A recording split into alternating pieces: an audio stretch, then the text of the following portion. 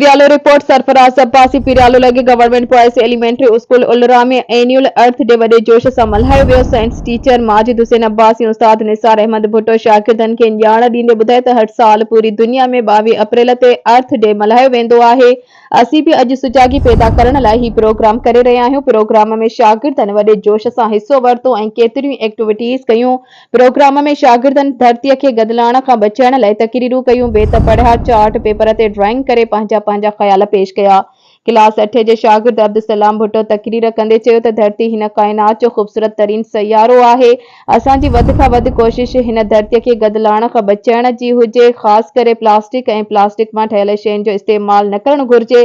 शागिर्दियाणियुनि इकरा उलरो ऐं आसफा Bhutto chart paper ठाहे वणनि जी अहमियत ॿुधाई त वण हिन धरतीअ जी सूंह आहिनि। वण धरतीअ जी गर्मीअ खे घटाइनि था।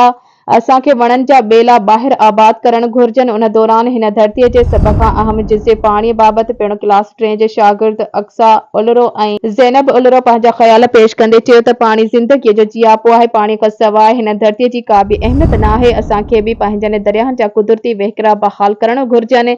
असांजो सिंधु दरिया जेको कुदरत ऐं फितरत जो शानदार ऐं ख़ूबसूरत दरिया आहे, उनखे केतिरनि ई दुश्मन मंसूबनि तहत सालनि खां बंद जी कोशिश कई पई वञे, जंहिंसां फितरत, ज़िंदगी ऐं धरतीअ जो नुक़सान थी रहियो आहे। हुकूमत खे घुर्जे त अहिड़ा मंसूबा जल्द बंद कया वञनि। आख़िर में स्कूल जे समूरनि शागिर्दनि उस्तादनि सिंधु दरिया जे आजिबे ऐं जियापे लाइ अल्लाह ताला खां दुआ घुरी।